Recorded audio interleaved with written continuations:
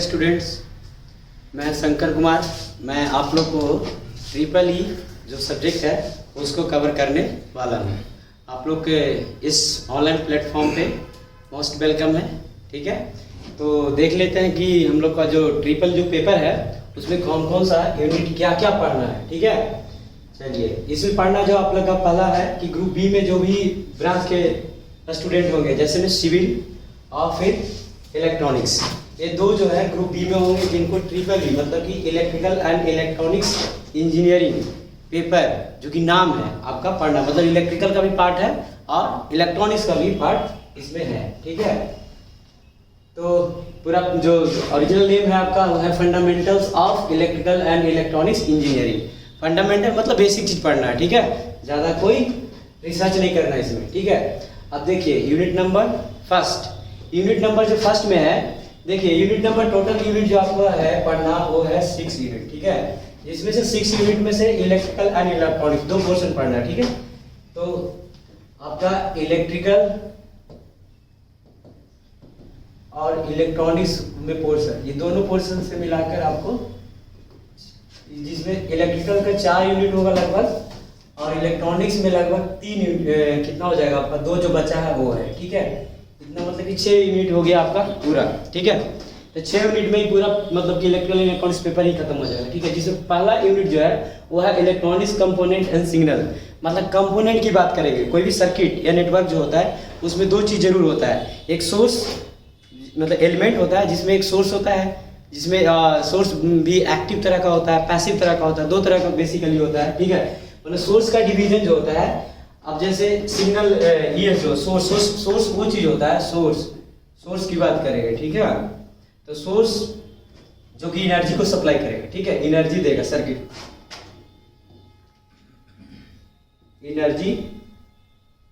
Energy supply करेगा। ठीक है, ये देगा, ये सोर्स होता है। ठीक है, एक होता है जिसको बोलते हैं मतलब सिंक वो होता है जो एनर्जी को एब्जॉर्ब करेगा। ठीक है, एनर्जी को कंज्यूम करेगा। ठीक है, यानी कि वो कंज्यूम करेगा मतलब कि एनर्जी को लेगा। ठीक है, सर्किट में बेसिकली 2 ही एलिमेंट होता है, एक एक्टिव एलिमेंट एक पैसिव एलिमेंट।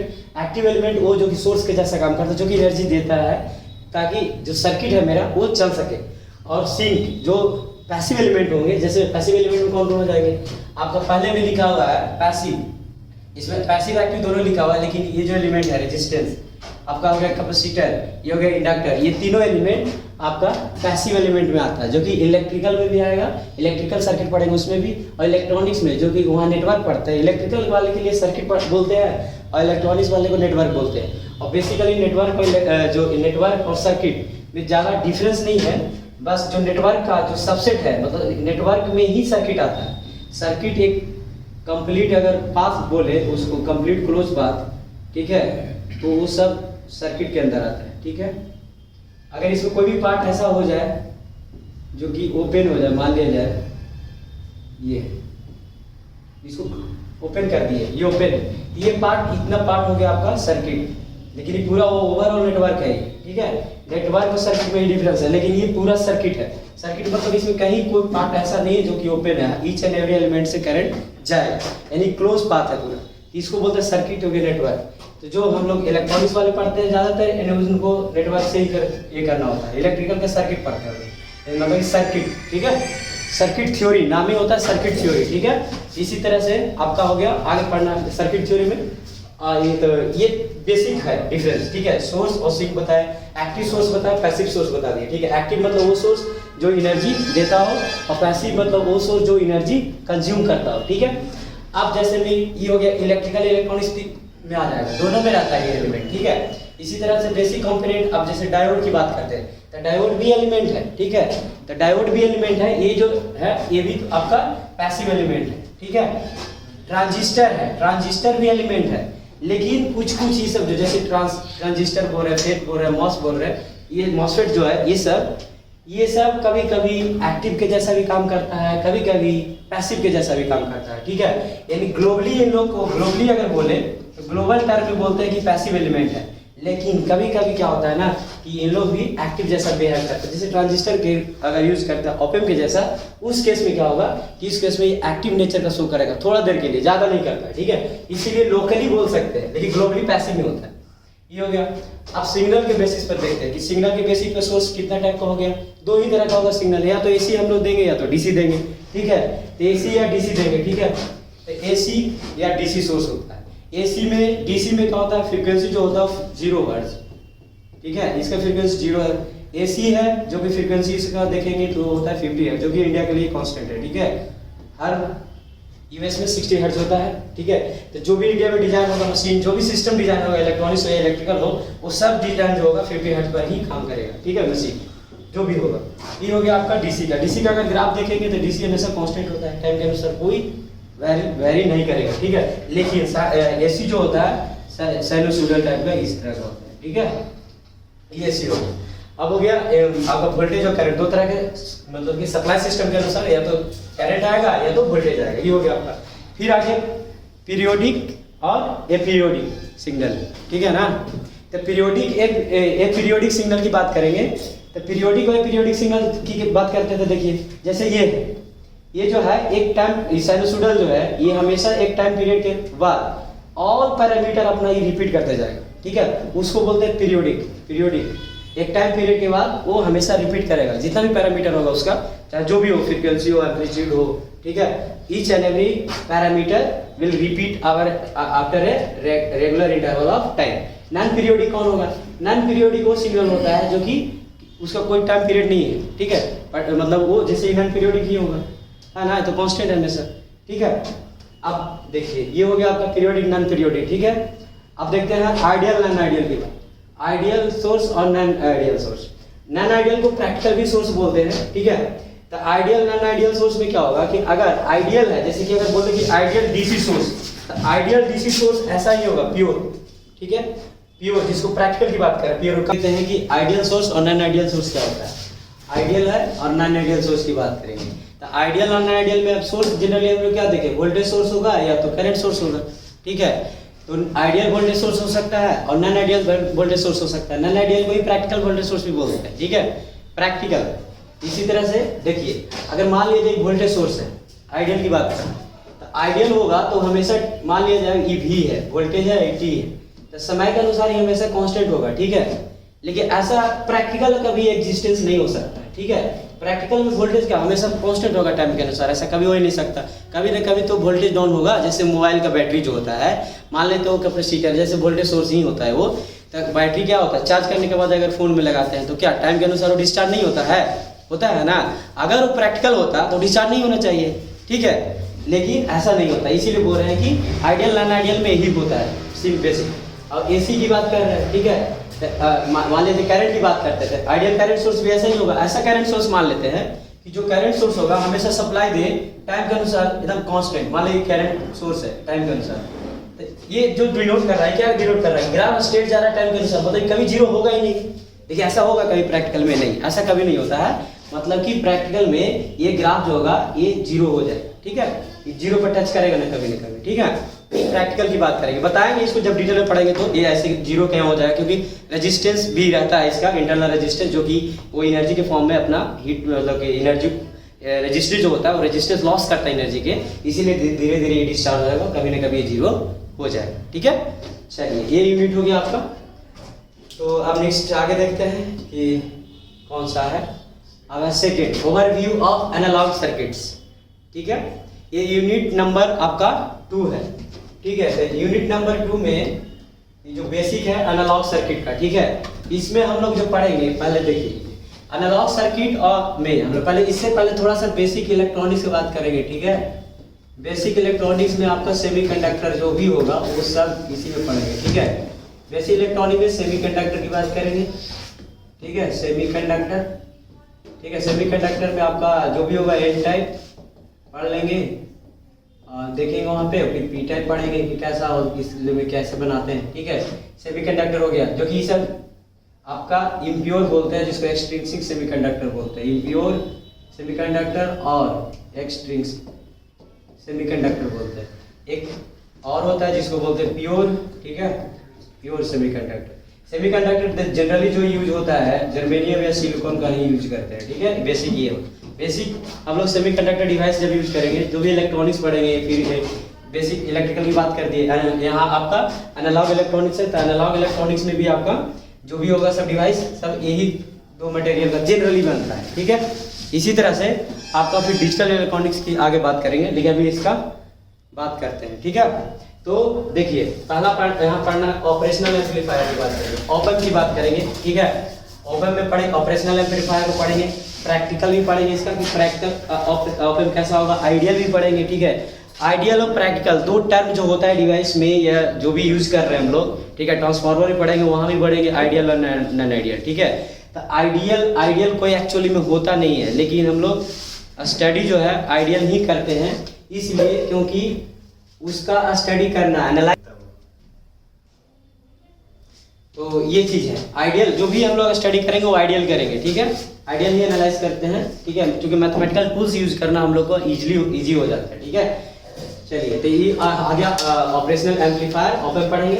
इसी में क्लोज लूप पढ़ेंगे कि और तुम्हारा आपका ओपन लूप पढ़ेंगे, ठीक है। कुछ नहीं, क्लोज लूप ओपन लूप कुछ होता नहीं, बेसिकली मान लेते हैं कि एम्पलीफायर है, एम्पलीफायर भी इन्वर्टिंग नॉन इन्वर्टिंग टाइप का होता है, दो टाइप के बेसिकली, ठीक है। अब इसी में अगर मान लीजिए इनपुट डाल रहे हैं, तो आउटपुट को अगर इनपुट में पुट कर देंगे तो ये एक क्लोज क्या हो गया, लूप बन गया। ये लूप बन गया तो इसको बोलते हैं क्लोज लूप। अगर ये फीडबैक नहीं होता तो सिंपल अगर ये करें हम, ठीक है ना, ये हो गया आपका आउटपुट, ये हो गया इधर साइड में इनपुट। अगर हम इसका आउटपुट इनपुट में अगर नहीं डालते हैं तो ये ओपन हो गया, ये क्लोज, ठीक है। इस तरह के बेसिकली दो तरह का यहाँ पढ़ना, फिर इसका एप्लीकेशन पढ़ना, एम्पलीफायर के रूप में कैसे ओपन काम करेगा, फिर एडर, फिर समर, इसी को बोलते हैं समर, डिफरेंशिएटर के रूप में कैसे काम करेगा, फिर इंटीग्रेटर के रूप में कैसे काम करेगा। तो बेसिक हम इसका इस यूनिट में नहीं पढ़ना है, जो कि बेसिक है, ज़्यादा डिटेल्स नहीं पढ़ना है, ठीक है। इस तरह से आप आगे देखते हैं, ठीक है। तो अब देखिए नेक्स्ट यूनिट आ गया, ये हो गया, ये है आपका बहुत बेसिक है, ठीक है। इसमें हम लोग पढ़ेंगे केवल डिजिटल इलेक्ट्रॉनिक्स के बारे में, ठीक है। तो डिजिटल इलेक्ट्रॉनिक्स में आपका जो पढ़ेंगे बुलियन अलजेब्रा पढ़ेंगे, ठीक है। तो बुलियन अलजेब्रा में यही देखेंगे कि पहले देखेंगे कि लॉजिक सिस्टम पढ़ते हैं। लॉजिक सिस्टम में दो तरह के लॉजिक पढ़ेंगे, हाई लो, ठीक है। डिजिटल में दो ही चीज़ समझ में आता है, एक हाई और एक लो, इसके अलावा कुछ नहीं होता, ठीक है। यानी हाई लो के बाइनरी में डिनोट करेंगे तो लो के लिए 0, हाई के लिए 1 यूज करते हैं, ठीक है। तो हाई और लो करते हैं। अगर मतलब कि सर्किट चलाने के लिए क्या करते हैं, वोल्टेज से डिनोट करते हैं। अगर मान लिया हाई वोल्टेज डिनोट करना है हमको, हाई अगर वोल्टेज डिनोट कर रहा है तो सर्किट में जनरली 5 वोल्ट या 6 वोल्ट जो भी होता है उसको डिनोट कर देते हैं, ठीक है। ऐसे ये हाई के डिनोट कर रहा है, ठीक है। तो ये सब जैसे 0 1 डिनोट कर रहे हैं, सब हाई लो के लिए यूज करते हैं, ठीक है। तो यहाँ डिजिटल इलेक्ट्रॉनिक्स में दो ही टर्म हाई लो करते हैं, 0 1 बस, ठीक है। कोई नंबर है अगर बार लगा दिए तो लो चल गया, इसको जैसे उल्टा करके कॉम्प्लीमेंट इसको पढ़ते हैं, ठीक है। तो कॉम्प्लीमेंट पढ़ेंगे, ठीक है, हमेशा ये बार और ये, ठीक है। ये हो गया लो, ये है हाई, ठीक। तो कॉम्प्लीमेंट सिस्टम भी पढ़ेंगे इसी में, ठीक है। बुलियन अलजेब्रा हो गया इसमें आपका इलेक्ट्रॉनिक्स इम्प्लीमेंटेशन, कुछ यहाँ पे मैथमेटिकल एक्सप्रेशन होगा, जैसे a + b + c, मिक्सटर मैक्सटर भी पढ़ते हैं, क्योंकि उसका एक्सप्रेशन सोल्व करना पड़ता है, ये सब एप्लीकेशन है इसका। फिर गेट के बारे में पढ़ेंगे। गेट बहुत सारा तरह का होता है, जैसे बेसिक गेट पढ़ते हैं जिसमें आपका एंड गेट आ जाएगा, हो गया नोट गेट, और गेट, ये सब बेसिक है। नोट हो गया, और हो गया, इससे बेसिक हो गया। अगर यूनिवर्सल गेट भी कुछ होता है जिसको बोलते हैं नैंड गेट, नैंड गेट हो गया, और हो गया नॉर गेट हो गया। और फिर डिराइव गेट भी होता है, तो फिर डिराइव गेट बोलते हैं, वो आपका आएगा डिराइव गेट में। डिराइव गेट में आ जाएगा आपका एक्स और भी होता है, एक्स नॉर भी होता है, ठीक। तो ये इतना तरह के बेसिक गेट पढ़ेंगे, ठीक है। इतना ही में आपका, और इसका ब्लॉक डायग्राम भी पढ़ेंगे, कैसे ब्लॉक ड्रॉ करेंगे उसका भी, ठीक है। तो ये पूरा आपका इतना ही से खत्म हो जाएगा आपका डिजिटल इलेक्ट्रॉनिक्स का पोर्शन, ठीक। अब नेक्स्ट देख लेते हैं। ये जो अभी डिस्कस किए वो सब बेसिक यही था आपका इलेक्ट्रॉनिक्स का पोर्शन। अब यहाँ से जो पोर्शन स्टार्ट होने वाला है वो इलेक्ट्रिकल का होगा, ठीक है। देखिए यूनिट नंबर यहाँ से आइए, फोर्स, जो कि इलेक्ट्रिकल के लिए स्टार्ट हो गया है। इलेक्ट्रिकल का पोर्शन ही है, ठीक है। इसमें इलेक्ट्रिक सर्किट और मैग्नेटिक सर्किट बोलेंगे। देखिए इलेक्ट्रिक सर्किट बता देते पहले कि सर्किट क्या होता है, जितना क्लोज पाथ होना चाहिए, ठीक है। क्लोज पाथ होगा और हर ईच एंड एवरी एलिमेंट से करंट को पास करना जरूरी है। अदरवाइज कोई ऐसा कहीं ओपन सर्किट है तो जहाँ ओपन सर्किट होगा वहाँ करंट नहीं पास करेगा तो वो नेटवर्क जैसा काम करेगा वो वाला पोर्शन, ठीक है। ये चीज़ है। तो देखिए मतलब कि इलेक्ट्रिक सर्किट और मैग्नेटिक सर्किट, पहले हम बताते थे कि इलेक्ट्रिक सर्किट में क्या होगा, इलेक्ट्रिक सर्किट जहाँ होगा जहाँ करंट फ्लो करेगा उस सर्किट में क्या फ्लो करेगा, करंट। दोनों बता रहे हैं एक तरफ से, ठीक है। तो आपका ये है इलेक्ट्रिक सर्किट, शॉर्ट में लिख रहे हैं इलेक्ट्रिक सर्किट, दूसरा है मैग्नेटिक सर्किट, ठीक। ये यहाँ पे इलेक्ट्रिक सर्किट में हम लोग अगर करंट है तो करंट फ्लो करेगा, ठीक है। देखिए यहाँ पे फ्लक्स जो होगा, मैग्नेटिक फ्लक्स वो फ्लो नहीं करता, लेकिन कितना लोग तो फ्लो बंद करवा देता है, लेकिन फ्लो नहीं होता। मैग्नेटिक फ्लक्स हमेशा मैग्नेटिक जो मटेरियल होता है उसमें सेटअप करता है, ठीक है। तो यहाँ पे टर्म जो यूज करेंगे वो लिखेंगे सेटअप, यानी सेटअप करता है मैग्नेटिक मटेरियल, ठीक। और ये फ्लो करता है, करंट क्या करता है, फ्लो करता है, ठीक है। करंट फ्लो करता है सर्किट में, ठीक है। तो बेसिक डिफरेंस होता है इलेक्ट्रिक और मैग्नेटिक सर्किट ये है। देखिए इसमें पढ़ने इलेक्ट्रिक, इसमें पढ़ेंगे ये है आपका ईएमएफ, ठीक है। तो ईएमएफ पढ़ेंगे जो कि इसमें ईएमएफ मतलब वोल्टेज लगाएंगे वही है। बेसिक दोनों में डिफरेंस होता है, ईएमएफ और वोल्टेज में थोड़ा सा डिफरेंस होता है। जब तक वोल्टेज सोर्स को आप सर्किट में नहीं ऐड किए हैं तब तक वो ईएमएफ है, और जैसे ही आप सर्किट में उसको ऐड किए, सप्लाई देना शुरू करेगा तो वोल्टेज सोर्स बन जाएगा, ठीक है। तो ये क्लियर है बेसिक, और ज्यादा ये बेसिक डिफरेंस नहीं होता। ये हो गया आपका ईएमएफ। फिर करंट क्या होता है, तो करंट तो आगे बताएंगे कि फ्लो ऑफ चार्ज को ही करंट बोलते हैं। पोटेंशियल क्या होता है, पोटेंशियल डिफरेंस क्या होता है, जिसको वोल्टेज की बात कर रहे हैं। पावर क्या होता है, फिर पावर कैलकुलेट करेंगे इसके, ठीक है। रजिस्टर सब सर्किट में कैलकुलेट करेंगे, फिर एनर्जी कैलकुलेट करेंगे।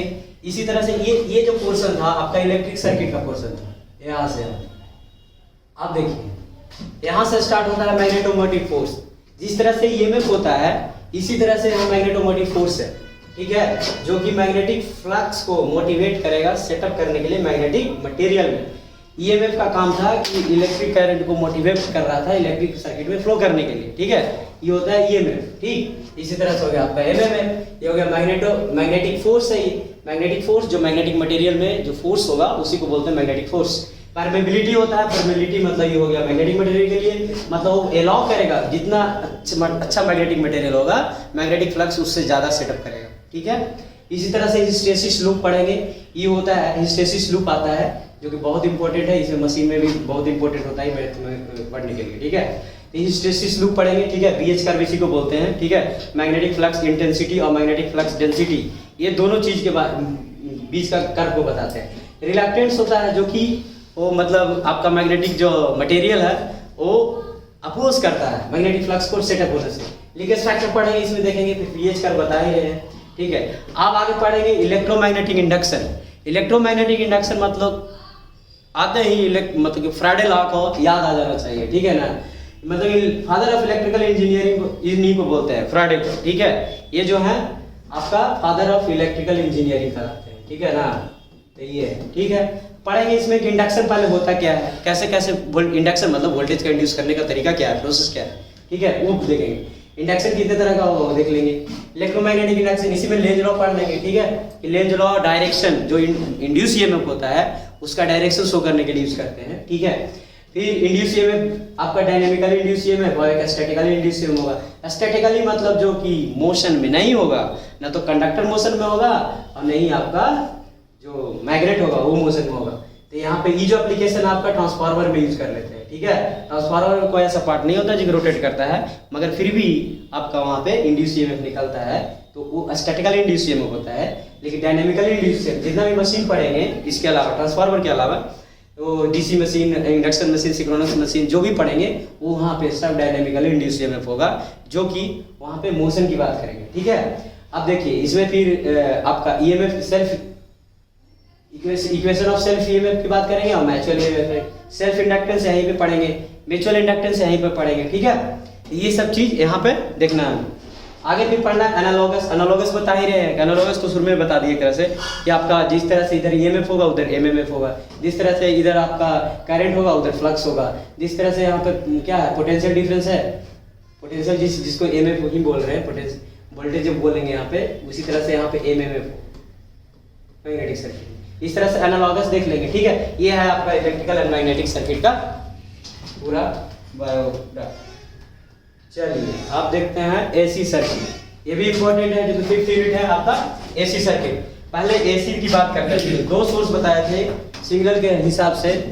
एसी सोर्स और डीसी सोर्स, ठीक है। बताया था कि एसी में जो होता है फ्रीक्वेंसी 50 हर्ट्ज होता है, डीसी में फ्रीक्वेंसी 0 होता है, और डीसी का जो ग्राफ बताया था स्टेट बताया, और एसी का साइनोसॉइडल टाइप का होता है जो कि एसी टाइप का होता है। तब बताए देखिए पहले कि एसी जो होता है, जो वेव एसी है क्या है, इलेक्ट्रिक करंट जो बता रहे हैं, इलेक्ट्रिक करंट इलेक्ट्रोमैग्नेटिक वेव है। इलेक्ट्रोमैग्नेटिक वेव मतलब कोई भी क्वांटिटी को वेव के रूप में कैसे लिखा जा सकता है।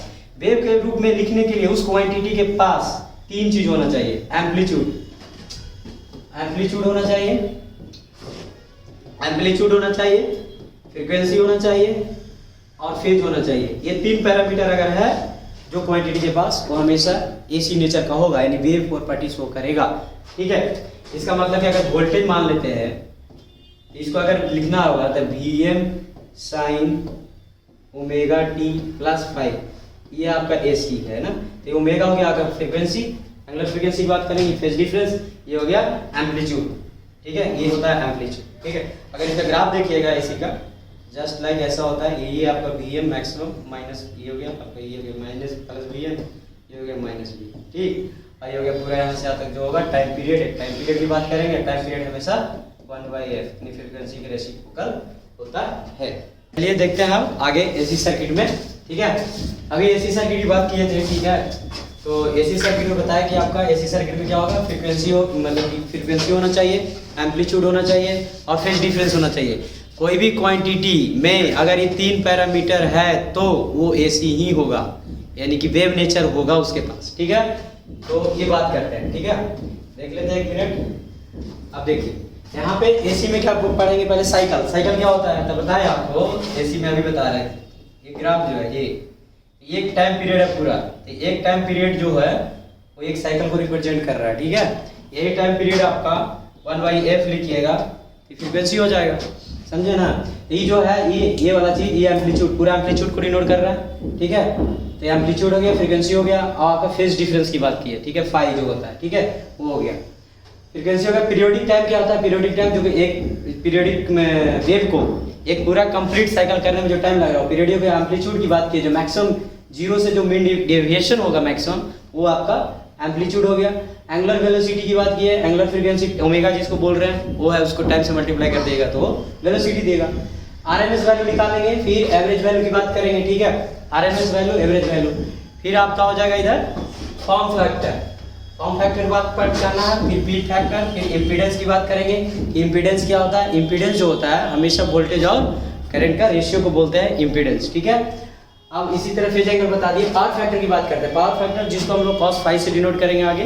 पावर फैक्टर वो होता है angle, cosine of angle between voltage and current, उसको बोलते हैं पावर फैक्टर, ठीक है। इसमें अब एप्लीकेशन करेंगे केसीएल का, फिर केवीएल का, देखेंगे केसीएल क्या होता है, ठीक है।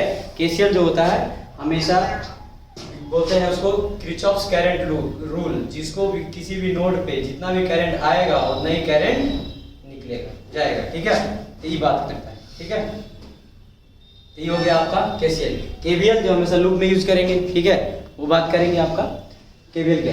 मैथमेटिकल और फेजर रिप्रेजेंटेशन देखेंगे, जितना भी देखना है सब ऐसे ही पढ़ रहे हैं, तो हमेशा वोल्टेज हो या करंट हो, ये सब को हम लोग फेजर रिप्रेजेंट करेंगे। कौन किससे कितना डिग्री आगे चल रहा है, कितना डिग्री पीछे चल रहा है, ठीक है। ये देखेंगे इसमें ईएमएफ इक्वेशन की बात है, करंट की हो गया। अब आपका वोल्टेज एंड करंट रिलेशन देखेंगे 3 फेज सर्किट में। 3 फेज सर्किट जो स्टार डेल्टा ये जो लिखा हुआ कनेक्शन, ये 3 फेज सर्किट में आता है, ठीक है, जो कि इलेक्ट्रिकल वाले के लिए इंपॉर्टेंट बहुत ज्यादा है, ठीक है। ये हो गया आपका 3 फेज सर्किट। 3 फेज सर्किट में स्टार डेल्टा में देखेंगे कि लाइन वोल्टेज क्या होता है, फेज वोल्टेज क्या होता है, ये दोनों में रिलेशन क्या होता है दोनों में, ठीक है, ये देख लेंगे, ठीक है।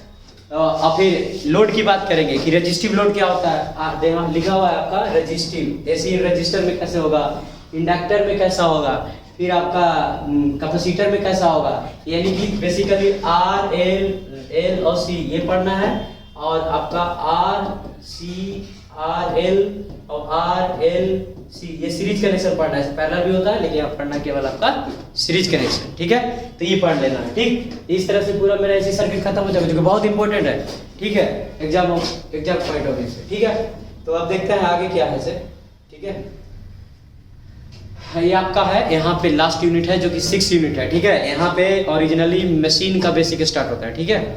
इसमें आपको पढ़ना है ट्रांसफार्मर और मतलब जो मशीन दिया उसमें केवल मोटर पढ़ना है, डीसी मोटर, ठीक है। इसी के बारे में बात करेंगे। देखेंगे कि ट्रांसफार्मर क्या होता है, ठीक है। उसका जनरल कंस्ट्रक्शन की बात करेंगे, ठीक है। कंस्ट्रक्शन देखेंगे कि क्या चीज़ से बना होता है वो, ठीक है। तो और फिर principle of different types of transformer देखेंगे, ठीक है।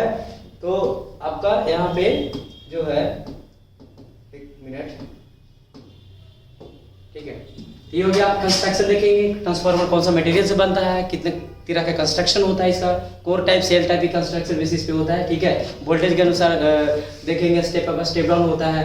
Principle of different types of transformer देख लिए, यहाँ पर देखेंगे आइडियल नॉन आइडियल सब देख लेंगे यहाँ। फिर इसका ईएमएफ इक्वेशन देखेंगे कैसे होगा, फ्राडे लॉ का यूज करके ईएमएफ इक्वेशन डिराइव करेंगे, ठीक है। ट्रांसफॉर्मेशन रेशियो देखेंगे, ट्रांसफॉर्मेशन रेशियो मतलब वोल्टेज और करंट का रेशियो देखेंगे, एक टर्मिनल मतलब इनपुट का और आउटपुट का, उसका रिलेशन देखेंगे यहाँ पे। फिर ऑटो ट्रांसफार्मर देखेंगे, ठीक है। ऑटो ट्रांसफार्मर में कुछ नहीं होता, एक जो सिंगल वाइंडिंग होता है उसी वाइंडिंग में प्राइमरी साइड कर देते हैं, उसी वाइंडिंग में सेकेंडरी साइड कर देते हैं, तो ये होगा आपका ऑटो ट्रांसफार्मर। इसी तरह से मोटर केवल पढ़ेंगे, डीसी मोटर, ठीक है, जो कि डीसी मोटर की बात करेंगे, ठीक है। तो डीसी मोटर में मोटर का काम ही होता है, मोटर में हम लोग इलेक्ट्रिसिटी देते हैं और मैकेनिकल एनर्जी में कन्वर्ट कर देता है, मतलब इलेक्ट्रिकल एनर्जी को आपको कन्वर्ट कर देता है मैकेनिकल एनर्जी, ठीक है, मैकेनिकल एनर्जी में। इसको बोलते हैं मोटर। मोटर मतलब ऐसा इलेक्ट्रोमैकेनिकल एनर्जी कन्वर्जन डिवाइस है जो कि इलेक्ट्रिकल एनर्जी को मैकेनिकल एनर्जी में कन्वर्ट करता है, ठीक है। और डीसी की बात करते हैं, डीसी पर चलेगा, इसलिए डीसी मोटर बोल रहे हैं, ठीक है। अब इसमें देखेंगे कि टॉर्क कैसे प्रोड्यूस करता है ये, फिर इसमें ईएमएफ इक्वेशन कैसे होगा। यहाँ भी ईएमएफ इक्वेशन हम फ्राडे लॉ को यूज करके ही बनाएंगे। फ्राडे लॉ इलेक्ट्रिकल के लिए बहुत जरूरी है, जितना भी ईएमएफ इक्वेशन होगा सब फ्राडे लॉ ही यूज करके हम लोग डिराइव करेंगे। और आपका हो गया वर्किंग प्रिंसिपल देखेंगे, ठीक है, मोटर का वर्किंग प्रिंसिपल कैसा होगा। फिर इसमें जितना भी करंट होगा, करंट का आर्मेचर करंट आता है मोटर में, फिर आएगा स्पीड का बात करेंगे, ठीक है, फिर टॉर्क का बात करेंगे। ये तीनों के बीच में हम लोग ग्राफ देखते हैं और ग्राफ को ही यहाँ पर डाल दिया है कैरेक्टरिस्टिक्स ऑफ मोटर। तो मोटर का ग्राफ भी ड्रॉ करेंगे, देखेंगे कि कैसे कैसे वेरिएशन होता है, किस नेचर का ग्राफ शो करता है, ठीक है। तो इस तरह से आपका ये 6 यूनिट भी मतलब ये सिलेबस के अनुसार कंप्लीट हो जाता है, ठीक है। तो आप देखते हैं आगे क्या है कुछ। तो आगे है बुक, आपको जिसको बहुत जरूरी होगा, आप ये बुक रेफर कर सकते हैं अगर कुछ ऐसा प्रॉब्लम होगा तो, लेकिन लगता नहीं है कि प्रॉब्लम होगा। जो भी होगा हम आपको जितना भी होगा मटेरियल सब प्रोवाइड करेंगे और सब अच्छा से होगा, जो भी होगा डिस्क्रिप्टिव वे में होगा, इसीलिए बुक पर ज़्यादा फोकस नहीं करिएगा। अगर फिर भी जरूरी पड़े तो रिफ्रेश कर सकते हैं।